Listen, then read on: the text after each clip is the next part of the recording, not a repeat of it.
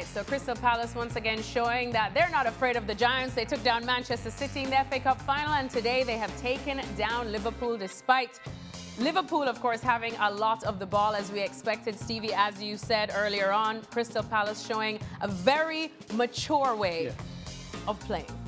All right, well, let's welcome in the rest of our teammates, shall we, who are out there at Wembley. Nedum and Frank Leboeuf. Nedum, let me come to you first because, like I said 3 months ago, we were there at Wembley watching Crystal Palace do what they do well, and that is be giant slayers. And here they've done it again today. You see, Alexis, you didn't need to mention that game. Let's just talk about this one here today. No, they took down City. I think we should remember they took down City in very spectacular fashion. Old news. Let's talk about this game. I think what I would say in regards to how you've described it there, in that second half, the possession was nearly 50-50. I think the way that Palace have played today has shown a level of maturity, which maybe is a step on from last season. And I think at times, you know, when we saw them before the game, we thought, well, they've not really had any major signings and so on. Will they be struggling again? Well, not really. I think basically they went toe-to-toe with Liverpool today, and contrary to, say, that FA Cup final, it never felt like they were holding on. And that means they deserve a ton of credit. And for them to be winning this, I think you can make a good case that they deserved it. I think when you compare how well they played compared to what we sort of expected from Liverpool, I think it was a good game of football. But yeah, I think the bigger chances, the bigger moments ultimately rested with Crystal Palace. So, you know, I think they are deserving winners of the Community Shield. Yeah, I really think that there was. I didn't hear everything you said because somebody was. Because you don't listen. Because you don't listen. But carry on. But I really think that the best team won overall. As you said, the maturity that Palace showed during that game, where they were patient, that they knew at some point they would get some chances to score, was exceptional. Everybody was spot on. But I would say that Liverpool were short on, I think, physically. They couldn't go up, they couldn't finish the job because they were maybe 1 week short physically talking. Yeah. So we see next week. I think in reality, we had this conversation before the game. If you lose, you can say it doesn't matter. Yeah. If you win, as we've seen with Palace, this is their second major trophy in 100 and so years, or however long it's been. But from a Liverpool perspective, yes, they have lost, but there have been some positives in there. I think Frimpong getting off the score sheet, so the fans get a chance to see their team play at Wembley. And I thought Ekitike did really well. He did really well. He scored his first goal for his first game. And I talked to him after the game, and he said that he was very upset because he said they put us asleep. We couldn't react, and we fell into their trap and the way they play and how they know how to play. And it was the same with Manchester City for the FA Cup final. They couldn't react, and well done and hat off to Crystal Palace because they played chess and they won the game. I think if you look at Frank's point about Liverpool being clearly not there physically, I think all you have to do is look at Virgil van Dijk.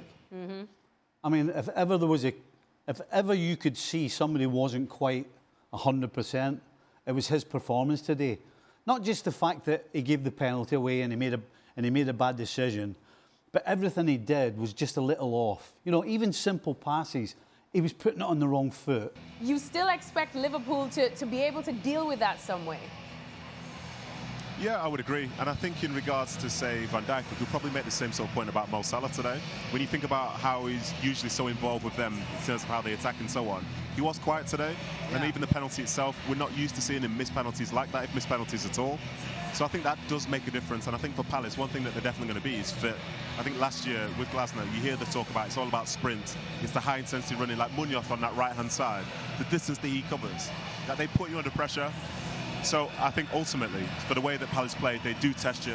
And in these conditions here, maybe it suited them a bit more. True. And as well, from a Liverpool perspective, there's so many new faces who are on there, and they're trying to learn. Like for Van Dijk, maybe he's jumped out because he expected his left back to come inside. Well, this time it's Kirkez, and Kirkez maybe hasn't been doing that. Or maybe it was Robertson. Some of those relationships and timing, it's a little bit off, and it will get better. And I think it's fair to say that the best performances that teams put out very rarely comes at the start of August in any games that they play. So the rustiness is there, and it's just a shame that for all these other teams playing their last pre-season game, they can do it in a place which is safe. But to come here to Wembley and to lose and to see a team lift the trophy, you know, it feels like it matters that little bit more, which is a shame from them.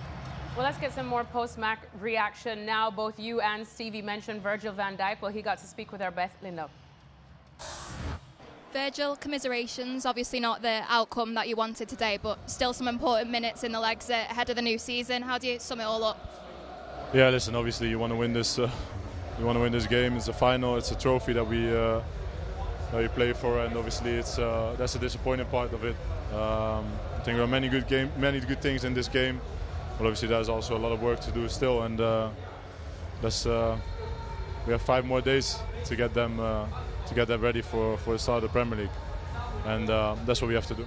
Yeah, it's obviously been a big summer in terms of big players leaving, big players coming in as well. How do you feel like the squad is shaping up ahead of the new season? Very good. Obviously the players that come in bring quality to the team. Obviously it's for players that leaving, you know, obviously we wish them well on the next adventure, and that's how football sometimes works.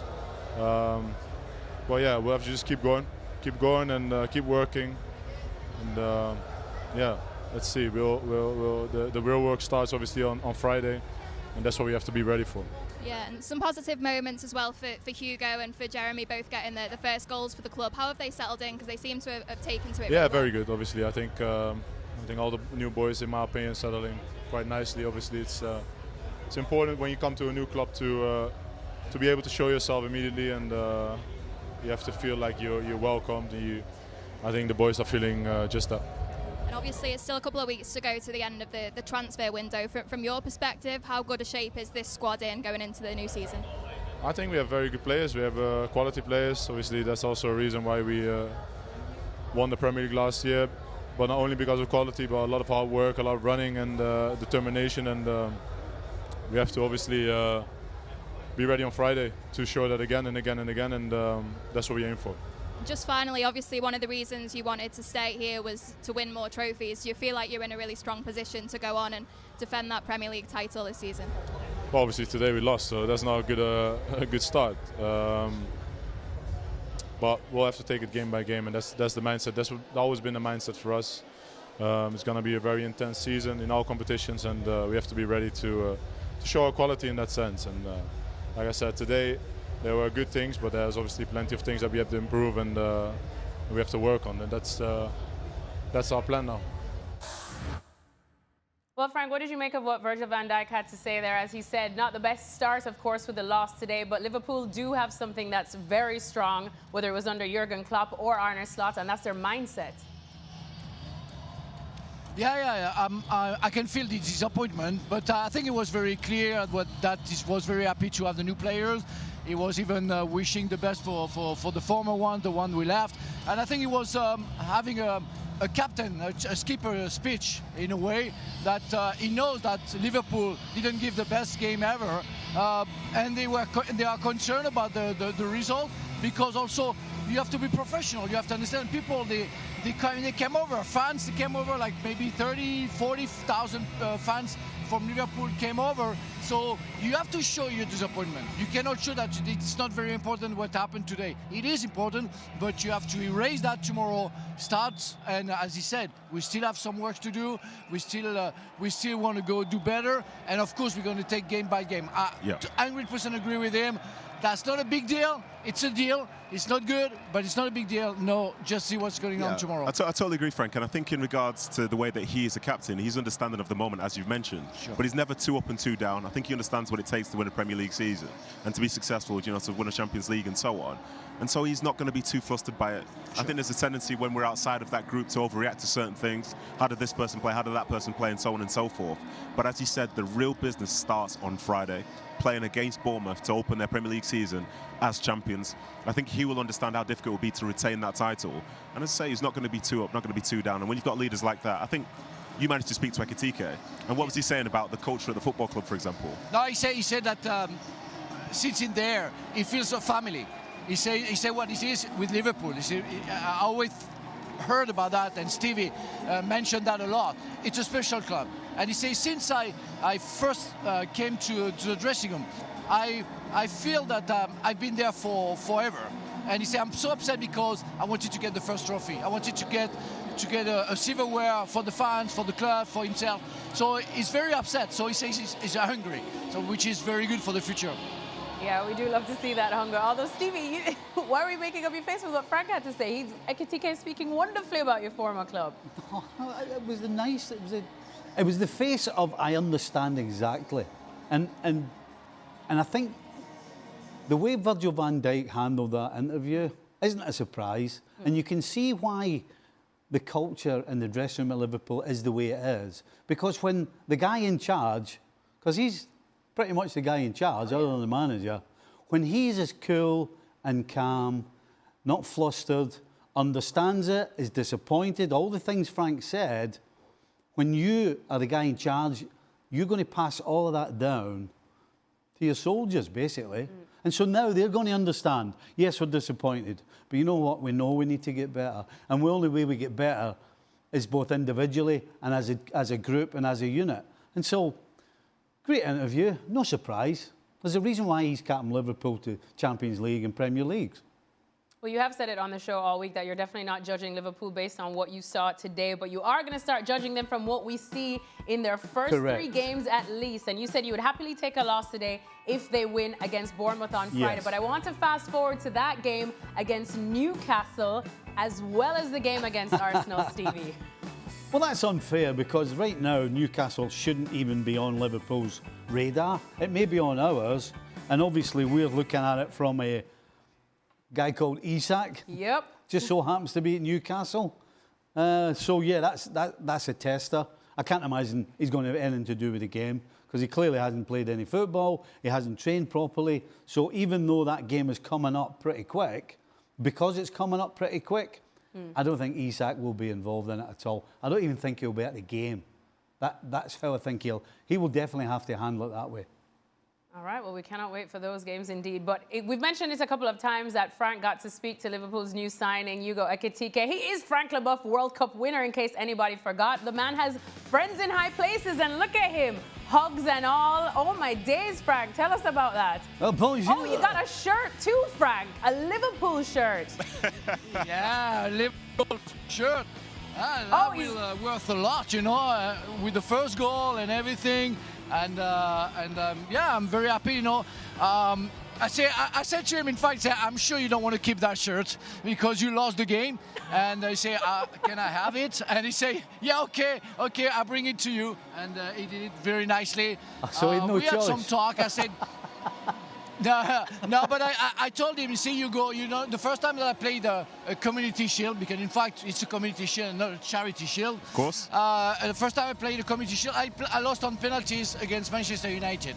And 4 years after, I won it against Manchester United. And I won 8 titles after that. So that's not the end of it. That's when I talked to him. I say, you score the first goal. It's going to give you confidence. So carry on and be happy to be there. Yeah, be unhappy to lose that game, but tomorrow, erase that. And we had a very nice talk together. And I also talked to Ibrahima Konate, him to congratulate him about his career and what he does with Liverpool and France. But I'm very happy for Hugo. I really hope he's going to score more goals, except against, of course, Chelsea. The Frank Leboeuf Show, everybody. The Frank Leboeuf Show. The Frank Leboeuf Show. He nearly broke his arm patting himself on the back there. Oh, Stevie, don't get me started. Ridiculous.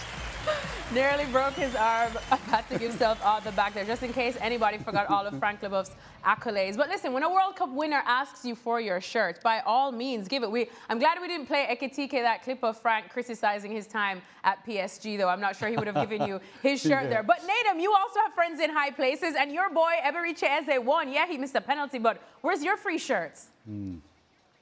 Well, I think the difference is, because he won, he wants to keep hold of his shirt. So respectfully, I'm not going to ask for it. Whereas Frank knows that Ekitike probably doesn't want that shirt. So, you know, it's easy to get hold of. It's what I say. And you know what? I didn't criticize Hugo. I made a point of view which is absolutely different.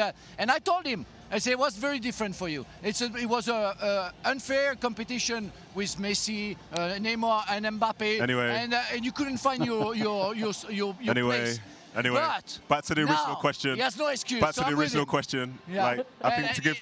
Did you kiss just Eze relax. again? Not yet. Not yet. Not Okay. I think yet. when you talk about Eze in that game, I think you can see the maturity that he's shown across the years, and you can see why teams like Arsenal and others are so keen to bring him in. Yeah. Because his ability to he's working hard, but you can see his quality, like the ball that he played into the box, which could have been given as a penalty, the handball. You know, he has an eye for a pass, and also you can't really get the ball away from him. And for me personally, to see how he's developed year in, year out, and the opportunity that he's getting, he's a star for this team. And yes, you know, you want Palace to maybe buy more players and so on, and maybe he'll leave. But I think he's got another gear to find And if he finds out whether it's in Europe with Palace or somewhere else, you know, I'll be more than ready to watch it. For the first time today, I can agree with you on that. You know, boys, I guess I'm probably not alone here. Towards the end of the game, I'm watching this and I'm thinking, you know what? Eze deserves to be on a team that's actually going forward more. It's fantastic he has the work ethic along with the star quality that he will chase back and he will challenge and he will get in position. But the mere fact that he's not getting as much of the ball as he would if he was playing on a Liverpool or a Bayern or whoever, one of those teams, I think Eze has to go and get on a team that is challenging for the top awards, because he has too much ability. And as I said, it's great that he has the attitude to defend the way he does. But you know what? I want to see Eze up the other end. I want to see him dripping the shoulder and going inside the way he did today and getting opportunities to score goals, as opposed to, you know, most of the game just working hard. Yeah, well, if Crystal Palace against Liverpool wasn't big enough of a treat for you, guess who we got for you? Craig Burley himself, outside the of studio. Mayor of London is here. Craig, I have heard that you have been kissing babies, you have been shaking hands, you have been hugging. I mean, it's a Craig Burley that we don't know. I don't think I've ever gotten a hug from you, Craig. Have I got a twin? No, you've been very social today. I saw you being very social. Frank told me off at the start of the day. I was talking to a floor manager, Chuck Taylor, who is a friend of mine. We used to work with him, and I haven't seen him for years. And Frank sent me a text, said, "Shut up and get back up here and talk to me. I need somebody to talk to." So I was bumping into some old people. But I tell you what, I missed some of what you guys were saying during the game because we had some sound issues. It was a pretty good game today, was it not? It was. For a Community Shield. And, you know, I know you're probably talking about Liverpool a lot, but kudos to Crystal Palace. What a good, solid side. Yep. We said that already. Yeah. So, all right, I'm just repeating it. You know, I think if there's not more evidence that you have to back your manager, you know, if Eze goes, if Wharton goes, if Mark Gay goes, what's that saying to Oliver Glasner? Because what he's done in his period here on a wafer-thin budget is quite incredible. I mean, that front three, if you've got some solidity behind you and a good back three, good wing-backs, what Sarr and Eze and Mateta can bring is, and I said in the commentary, if they don't sell those players, they're going to be a threat. They're not going to win the league, don't get me wrong, but they're going to be a threat to every team in the Premier League, home and away. Of course, on top of it, they will have the confidence for that. And they know, now they know that they can beat Manchester City or draw against Manchester City or beat Manchester City or draw against Liverpool and beat on penalty. It's going to bring a lot of confidence. It's going to be very hard to play Crystal Palace this season. But what did you think, and I was saying that again, what did you think? One of the things during the game for me, the small things, was where Liverpool are going to have to really work on with the new players. You guys have talked about it. Stevie, defender, Nedum defender, Frank defender. What about this sort of partnership today? You know, I think it's tough to read today in some ways, because when the season starts, we'll probably see Gravenberch in there. We'll probably see McAllister be there in the midfield. And all of a sudden, you see more familiar faces who did them so well last season. Because I think the talk about how Frimpong's going to fit in, Kirkes and so on, that type of stuff might take time in terms of the attack. But Liverpool being solid through the middle is going to be a big deal. Because as we saw with that second goal today, all of a sudden, why are Liverpool giving up so many big chances, especially in transition? Well, maybe it's because it's not the personnel that he wants to pick for the majority of the games that they'll play this season. So it's tough because I don't want to overreact to it. Look, in the middle of the park, you have Szoboszlai and George today. It will be likely McAllister and Gravenberch. Yeah. So it's going to be already different. I was more. Oh yeah, the midfield's going to change. I don't think there's any doubt about that. And you know, Szoboszlai wasn't great today. He scored a great penalty. Yeah. He wasn't great. No, he could be the guy to miss out. I mean, he's the captain of Hungary. Yes. He was a big side. He could be the guy, and probably is going to be the guy to miss out. Gravenberch, McAllister, Wirtz. What was interesting to me, and it's a big step up for Bournemouth, and he's a very good player, Kirkes, and I know Stevie really likes him, was in the first half there was 2 or 3 easy long diagonals that they got out to Munoz, and he, to my memory, he tucked so far in that it was such an easy ball to play. And then you take the second, the equaliser, he was the opposite, and I know it wasn't really his fault because the ball got one back and it wasn't a foul. But he was way out on the left, and then Van Dijk steps up. So it was kind of, for Arne Slot, it was kind of some bad decisions today. Go home, watch the video, go right. That's what we need to work on if we're going to be better. Steve was mentioning the fact that when you are physically not at 100%, you maybe turned up like, I don't know, 1/10 of a second too late. It's what happened on Van Dijk. It can happen on Kerkers. I think those players are not ready physically, and it's why maybe they were sometimes short in actions. Yeah, but what I didn't get with Van Dijk, and you see it, and Stevie, I heard Stevie say, look, you're not going to see this too often from Van Dijk. Yes. But it was interesting how when that ball broke, his first thought, I think, was to go to Mateta. And, you know, as a defender, you'd be looking at him to your side going, right, where's the danger? It's not really. And once he stepped out there was a huge space, which Palace took brilliantly. I mean, kudos to them. But I think for Liverpool, obviously they're favourites for this season. And I'm not reading it just in today. Are you sure? Maybe it's not going to be quite as simplistic as we thought. Of course not. Yeah, I would totally agree. And I think that's the thing. When the signings were coming in and also this sort of like Isaac cloud as well. Yeah. You can see how on paper they're going to have a really good-looking team. Because we're looking at, say, how Kerkez was for Bournemouth, looking at how Frimpong was for Leverkusen. But now, as you've said, you're going to put that into this Liverpool side. And Van Dijk, for the last 5 years or so, has had Robertson or Tsimikas to the side of him. Yeah. He knows exactly what they're going to do. On the other side, you know, whether it's Conor Bradley for the last 2 years or Alexander-Arnold, you know exactly what it's going to be like. And I think the test today was coming against the Palace side. You know exactly what everyone's going to do because it's the same team that played the majority of last season. Yeah. And those relationships, as you've mentioned, that's what's going to define it, What did you think isn't of Ekitike? I know he had his struggles in France. He's a young player, struggled in France. He really gained his confidence when he went to Eintracht Frankfurt, didn't he? And we saw glimpses of that today. It wasn't just It's true that he had a very good first game, and oh my God. Hold on. Have you been kissing backside when I've not been here? I didn't need to. What's going on? I don't need to. Did he run over and go, Alexis, did he run over and go, Frank Leboeuf, World Cup winner, have my shirt? Absolutely Please did. have my shirt. He absolutely did, and he got a shirtless hug from Ekitike. Look at the video here, of course. Oh, and a nice little face touch. Oh, my days. That is almost, I'm not sure which one was more loving, that or Nedum's 15-minute embrace with Eberechi Eze back in May. But They're all gone soft. They've all gone soft. They're all gone soft. Do you know what's happened here? Do you know what's happened here? He's come over and he's given Frank a hug, and then he walks off and he's gone, who's that guy? You about me or Frank? Craig, did nobody give you a shirt? Him. No, you may have noticed I was doing the nobody wants to commentary. give a shirt to Craig Burley. The guy is not happy about everything. So, but don't worry. I feel people being envious around me right now. So I'm okay. I'll go a step forward, and I forget about that. Sure, I don't care. Frank. You know I'm what gonna was ignore you. interesting, though? Stevie, Go ahead, Craig. sorry, there's a little bit of a delay here, so sorry for butting in. Stevie, what about what we've been talking about? I know I heard you talking a little bit about the back four, and it is a work in progress when you sign new players. But Kerkez's positioning today, I mean, obviously there's a much different scenario playing for Liverpool week in, week out, playing alongside the Van Dijks and the Kanates than there is playing at Bournemouth. So he's going to have to figure that out very quickly, isn't he?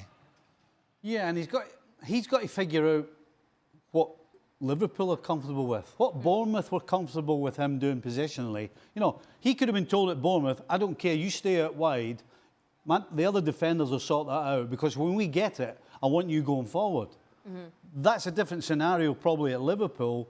And I think part of the problem today was that because Van Dijk's struggling a little, then he's putting more time into what he's doing as opposed to what he probably should be doing more of early doors, is getting Kerkez in either tighter or wider, depending on the situation. And so if there's no communication between Kerkez and Van Dijk, then it's really tough to blame Kerkez because he's not used to being in a certain place with that back four. So again, to me, a lot of it is down to Van Dijk.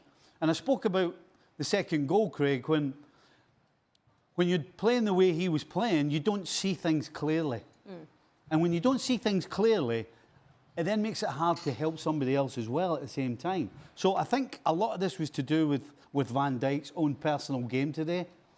And it's going to take time for Kerekes to figure out how wide or how tight he should be. And the only way to do that is either games or on the training field. Well, one thing that I definitely want to go back to... I have a question. Sorry.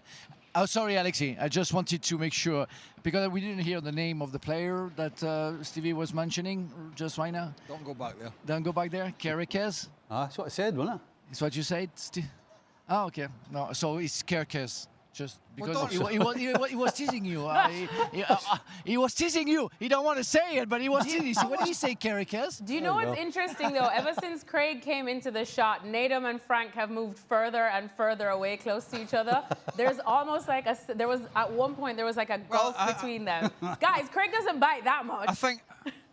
I think Frank's looking for another hug. I think he's looking for a hug from Nedum, really. Do you have a shirt? I think he's no, looking keep it on. Keep that shirt on. Don't take it off. Okay. No, I don't know. But later. Funny enough, Nedum, I wanted to come to you on something because it was a conversation we were having about Eberechi Eze that Stevie was talking about, and just feeling like how he would be probably, with his skill and his talent and what he can do, maybe better suited in a team that's going forward a lot more than Crystal Palace are doing now. And we know that he has been linked with other teams such as Arsenal. Is that somewhere you'd like to see your boy go? Do you think that should happen? Should is maybe not the right word, but I think it's definitely something that he's capable of doing and thriving. Oh, no doubt. You know what I mean? Like, you can see, I think sometimes you see some players play at a lower level but show you things that show they can be at a higher one.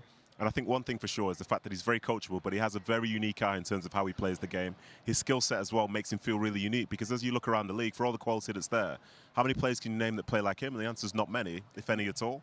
So add that to a team like an Arsenal, you know, potentially like a progressive Spurs or so on. You've got a player who's already an England international who can be a game changer in certain moments at that level. Yes, of course, he can be somebody that's going to be competing for titles on a year in, year out basis. So I've got no issues whatsoever. And I think, if anything, one thing to keep an eye on is the fact that he's not the youngest player in the world here. And some of these opportunities that come, at some point, if you don't take one, will it come back again? And I know Palace would love to keep him. He's been the star for the last few years. But I would also like to see him playing, say, for example, in the Champions League instead of this flip of a coin. Is it Europa League? Is it Conference League, for example? The situation that Palace find themselves in at this moment in time. Right, well, before anyone else chimes in, I've just been told that Frank Leboeuf has a first-class seat on a train that he needs to catch, so he actually can't hang out with us anymore. Come on, Frank. A day rate means a day. Alexis, you're not there anymore. What's the point to stay here? You know, you left us for Stevie, so I just have to go back to France. That's it. I might try that trick. I've got a train. Yeah, half a go. It's half a job. Well, I tell you what, when you send your invoice in, make sure you send it in for 75% of the show, not 100. I've never heard that one before. Live TV. I'm only paid for 50% of the show. You know we're doing a game at Wembley. You know when the game finishes, you book the train accordingly. Yeah, but the thing is, if I stay longer, I will have to stay one night, and ESPN will have to pay for that hotel. So it's why.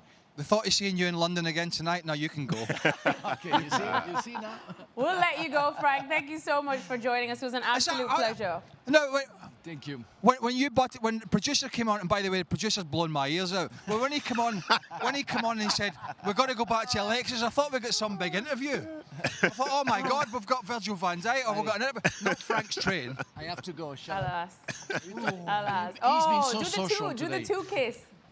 I love Overseas Craig. Overseas Craig is amazing. No, he doesn't feel good right now. Hold on. What, American Craig's not amazing? American Craig is lovely on certain days, but Overseas Craig is just... Frank has to go, so we're going to let Frank go. Frank, you could go. You could put the mic down. Bye, guys. Bye, Frank. Go on, Frank. Sod off. Go. Stevie, what did you make of what Nedum had to say about Eberechi Eze? Yeah, I think, listen, as great as he's been for Palace, and obviously Palace, particularly Craig talking about Oliver Glasner, you know, keeping players and bringing more in. When you have the talent that Eze's got, the older you get, the quicker it disappears. And he's no spring chicken, let's be honest. And so for me, right now is the time for him to go and join a big club, a big team that is going to be challenging for the biggest prizes, because that's how good he can be. And right now, unfortunately, I think the talent he has is getting a little wasted at Crystal Palace. Oh, well, we might want to remind everybody that ESPN FC is presented by Xfinity. The Wi-Fi is booming. And despite what Stevie just said, we can have a look at Crystal Palace, who are the Community Shield winners in their first ever appearance. It's the first time winner of the Community Shield since Aston Villa back in 1981, and only the second club outside of the Premier League Big Six to win the Community Shield in the last 29 years, and the first since Leicester City back in 2021. Well, here is US men's national team player Chris Richards. Chris, massive congratulations. Obviously, another really special Wembley day for you and for your fans. How do you sum it all up? Yeah, it was a tough day, you know, but it was really good of the team to come back from from being down twice, and even though it's preseason per se, you know, it was always good to come out here and get a win and win another trophy. And your manager said in the build up to this game that you guys were the underdogs, but that you never feel like there's any team that can get the better of you. You feel like you can always beat anyone no matter who you're facing. Do you feel like that? Do you feel like there's a real sense within this group that they can go on and do special things? Definitely, you know, I think especially on the tail end of last year, you know, we had a lot of big performances, and I feel like, you know, if we're on our game, I think it'll be really tough for any team in the world to play against us. So, you know, I think we showed it today. I think we showed it in the FA Cup final, but regardless, I think we want to bring the same mentality into the season this year. Yeah, and one big thing this summer is you've managed to keep a lot of the squad together. How important has that been, keeping the same group around the place and being able to build on what you did last season? No, it's amazing. You know, like you said, we had a great end of the season last year, and being able to build on that going into this season, also adding a few new faces, but guys who are fully bought in. You know, I think it was credit to the management here. But again, you know, it's always good to kind of keep the same squad, the same faces. You know, everybody knows each other, so it's just a big family. Yeah, and for yourself personally, obviously a big year, World Cup year coming up as well. So how do you feel in yourself? Do you feel like you're ready and in prime condition to go again this season? Yeah, and I think I need a little bit more fitness. You know, still need some more legs, but you know, I'm really excited for this World Cup coming up. You know, hopefully I can keep playing well, and like I said, keep getting fit every day, and hopefully by summertime next year I'll be ready to go. And just finally, obviously a special day, the second special day in a matter of months. Do these occasions really make you hungry for more days like this, and to make sure Crystal Palace this becomes a regular thing now going forward? Definitely. I mean, I think last year we kind of set the baseline for what's to come, and you know, we want to be playing at Wembley every year. We want to be playing in finals every year. So you know, I think last year was just still the first taste of it, and hopefully we can kind of set that standard for Palace for the years to come, and continue to win more trophies. All right, guys. Well, I hear that Craig is going to take Nedum out on a night out in London town, something I was not able to do in my 6 years in London before moving back here. So final thoughts on Alexis. the game, Craig. Well, final thoughts, what goes through your head sometimes, I'm not quite sure. Taking Nedum out in London, I mean, come on, look at us. You know, we're too old for all that. 100%. Super impressed by Palace, but as Stevie, I think, mentioned earlier, they're not a work in progress. They're about hanging on to the best players, and you can see they all know each other's games. So for them, it's quite simple. It's hanging on to their key stars. There's a big doubt whether that's going to happen. I think for Liverpool, I think things will be fine. But if I was Arsenal watching today's game, I'd be relatively comfortable that our recruitment's been good. If we're thinking Arsenal are the main challengers, and maybe City and maybe Chelsea, that changing the old guard, the Alexander-Arnold and the Robertson, I couldn't even remember my fellow countryman's name there, Andy Robertson, is sort of changing the old guard sometimes can be a little more difficult than you think. So we're just watching Arne Slot. He's about 15 yards from us getting interviewed. So it's going to be a little bit of thinking for him about where he goes, how he integrates these new players, and how he gets this defensive unit to be good enough to be Premier League champions again. And I think after today, there are one or two questions. For sure, yeah. And, you know, the 15 yards, I'd probably say it's 10. You know, Liverpool, best club in the world, best team, best manager, everything. There's nothing wrong at all, just in case. No, I'm joking. I think in regards to the way that this game went today, I think you saw two sides to this coin, because you saw a Palace side who haven't had a ton of new signings. Yep. Obviously, Sosa came on, tried to make a difference and so on. But you knew how they were going to play, because we've seen it so many times before. Whereas for Liverpool, the eyes were on those new faces. It was on a Kirkes, it was on a Frimpong, it was on a Verts, it was on an Ekitike. And you're wondering, how are they going to integrate? So I think for Palace, as Chris Richards was saying, you know that they've set the baseline for themselves for last year. What they believe in is they can be in more finals, they can be competitive, and we know they'll be in Europe. Obviously, we don't know which side of that competition draw they'll be in. But for Liverpool, you know they have the quality. but now it's going to be down to the coach to be able to mesh it all together. Because as Craig said, change is here, change is coming. But can they maintain their success whilst going through all these processes? Stevie, final thoughts on the game? As always, the game's not played on paper. It's played on the grass. And we can think what we all like to think is going to happen, and we can see all the positives. But when the whistle goes and the game starts, you find out exactly where you are. And today is going to be, in the long run, good for Liverpool and Arne Slot, because they found out exactly where they are today. They found out how far they are away from being the finished article, because what they were playing against is the finished article. So in some ways it's good. In other ways they'll be going home, particularly Slot, thinking, what's the most important thing I need to work on? Because there's quite a few things that they need to work on. But in some ways, again, it's a kick up the backside. And as I said, the most important thing is you have to do it on the field. On paper and in your head, it's a different ballgame. He also scored, and Chelsea won this one 4-1, Stevie. Comfortably. 4-1. Comfortably, but pre-season, so you're not going to judge it too hard. Correct. Let's go to MLS now, shall we? LAFC taking on Chicago Fire, of course. LAFC boasting a new signing, that is Heung-min's son. We will get to that in a bit. 10th minute from a corner kick, Chicago Fire take the lead 1-0. Yeah, pure desire from Tehran, wins the header, puts it home. And another corner kick. And LAFC equalised. Yeah, well, the question is, did it go over the line? And the answer to that question was yes. And it's the equaliser from a great header. Well, the minute everyone was waiting for, 61 minutes in, and Son Heung-min, fresh from Spurs, now an LAFC man. He is subbed on for David Martinez. 71st minute, strong build-up, the ball finding Bimba, who shoots and scores. Yeah, fantastic strike. Nothing Lloris can do. And then, of course, we questioned whether Heung-min's son had the legs still. Well, there's your answer. Running in behind, getting brought down. No question, it's a penalty kick. Penalty kick indeed. Clear penalty. Instant impact. That's what we expect to see. And Blanco, Dennis Blanca yep. steps up. And no mistakes this time. He missed a penalty in the League's Cup, I believe, last week, but not anymore. Well, they'll be talking a lot more about Sonny's impact on LAFC on Football Americas. Monday, Christina Alexander, Janusz Mihalik, and Mauricio Pedrosa, 8:30 p.m. Eastern Time on ESPN+. All right, let's have some more fun, shall we? It is time for Extra Time, where we're going to be tackling your questions. And Nedum, Onuoha, and Craig Burley are still joining us live at Wembley. They are definitely getting their money's worth today. Let's start off with James Handel, shall we? And James says, Salah and Van Dijk both signed huge contracts this summer and put in Hall of Shame performances today. Craig, will this season show Liverpool and other Premier League teams what happens when you give older players huge contracts?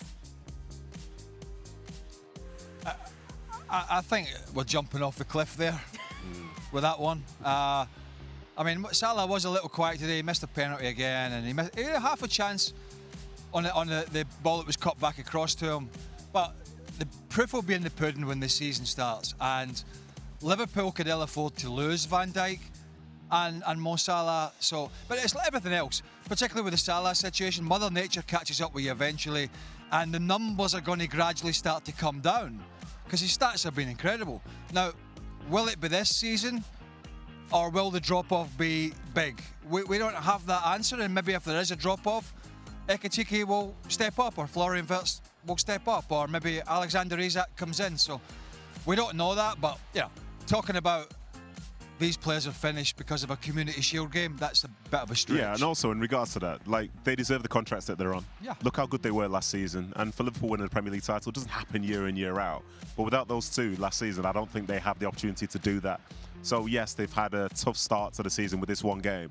But let's see how they react in 60 games' time when they're potentially lifting more trophies. Stevie? Well, there weren't many voices at the end of last season telling Liverpool to get rid of either of them. So, as the boys said, after one game, they start on the bandwagon. It's a little early. What's it that they say? Form is temporary, class is permanent. There you go. There you go. Next question now. Stevie, after today's performance, should Liverpool drop the Isak chase and focus on strengthening the back with, I know you're going to love this, a centre-back and a defensive midfielder as well? I think a centre-back, but apparently Liverpool can afford both. So if you can afford both, then you do it. You know, if you can get a player like Isak, I think you go ahead and do it. And yes, I think definitely they need some backup defensively. But I think, to be honest, more importantly, they need to spend more time together and get acquainted properly with each other, understand each other's games, and understand when and where and how and what, and all the answers to all of these questions in terms of defensively. That just takes time on the field. So I guess the answer to the question is yes. Craig, what do you think? Should Liverpool drop the chase of Isak and focus on what's going on at the back? Well, as Stevie just said, they apparently can do both. So if you can do both, why wouldn't you do that? I don't think they need a defensive midfielder. I mean, they've got Endo that can come in as a squad player. Gravenberch played that role last year. McAllister can play that role alongside Gravenberch. And Szoboszlai is a midfielder that does a bit of everything. So I really don't... I mean, should we be talking about Liverpool's midfield? Because they arguably have one of the strongest midfields in European football. That's fair. I think that's completely fair. Yeah. From the defensive side of things, maybe they are a bit light. You know, is Gomez still there? Gomez still at the club? He was injured. Yeah, so in reality, like, the cover that they have at the moment, like, who is it? If something was to happen this week in training, who's going to be playing if one of those two don't play? Is it going to be like an Endo? Well, if it's the case, you can fill in for a while, but can they be continuous in that position? Probably not. But I think the fact that Stevie said that they can do both, then focus on doing both. If it was a choice, then make that decision, because I thought Ekitike did well overall. But I think they are lights up top, and I also think they are lights at the back. And if the money's there, the capability's there, then make sure you get it done. They've got two players for the full-back positions, haven't they? They've got Bradley and Frimpong, and I think they still got three on the other side. Yep. They've certainly got Robertson and Kerkez, and then they've got Gomez to come in and fill in if Konate or Van Dijk gets injured. So maybe they're a little threadbare in the centre. They're certainly not threadbare in the full-back positions. I'm not suggesting the full-back positions are not going to be a problem. But they've got enough players in those positions. And I think this is people just watching a game and going, oh, it's all going to fall apart. But that's not quite the case. We've got to overreact to the first game. That's what people do, isn't it? But I think a point I would make again from today is in that front line, the changes that they made, they didn't bring on a Chiesa. So Chiesa is still there as like an option, but not really an option the manager wants to use. So as a consequence, you'd imagine, given the fact that they feel like, but it's still not being used, then yes, the striker has to be someone that they bring in as well. And if that's Isak, then, more power to them. More power to them, indeed. Nedum probably shaking in his boots because he's only used to see Manchester City splash all this cash, aren't you, Nedum? You support United, Alexis, remember that, yeah? I just had to get that in, Nedum. Come on. Okay, Joe wants to know, while in London, have Craig and Frank made a triumphant return to Stamford Bridge? Craig, you went to visit the old ends?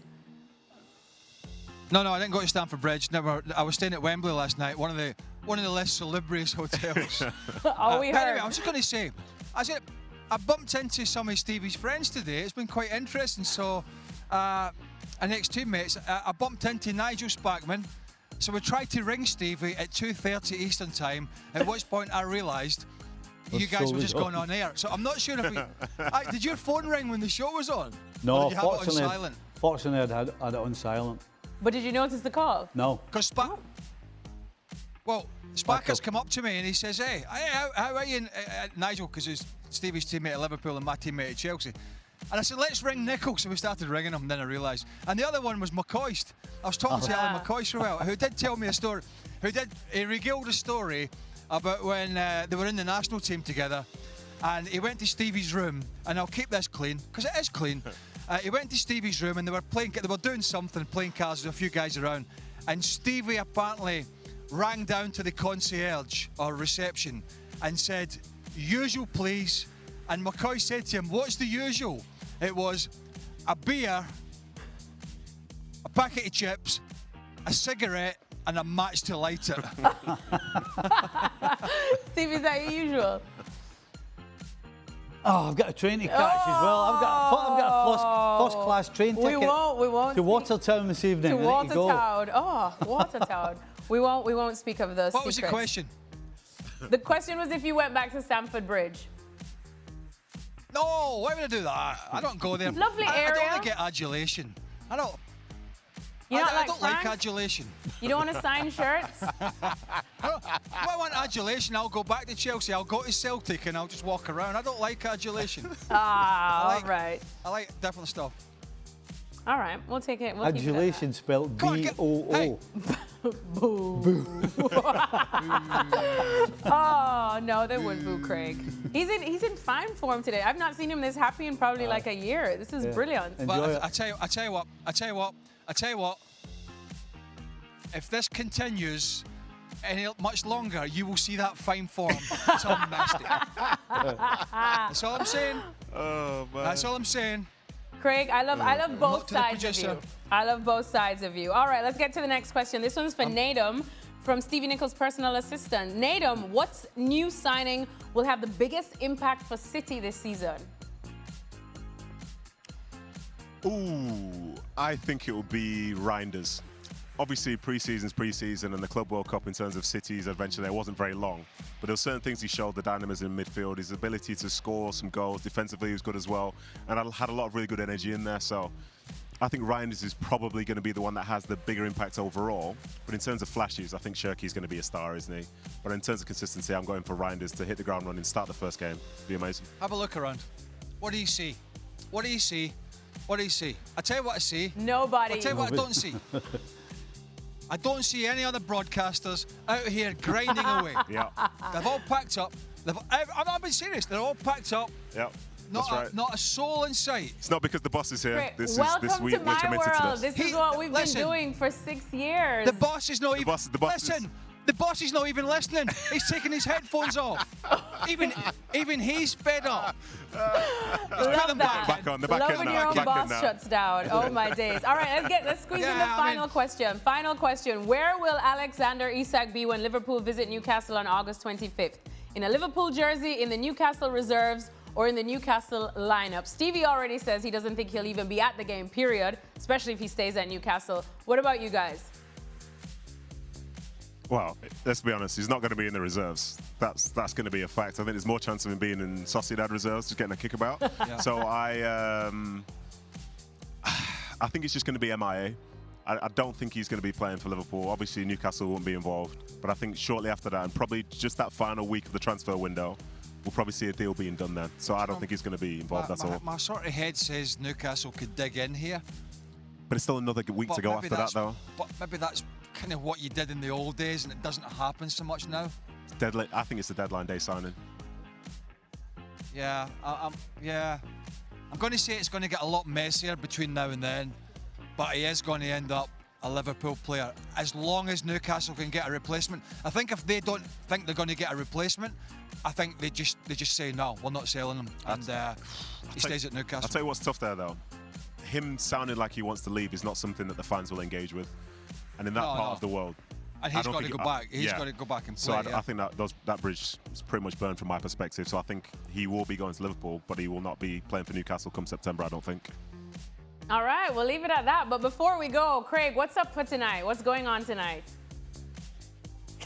I tell you, Alexis, it's not happening.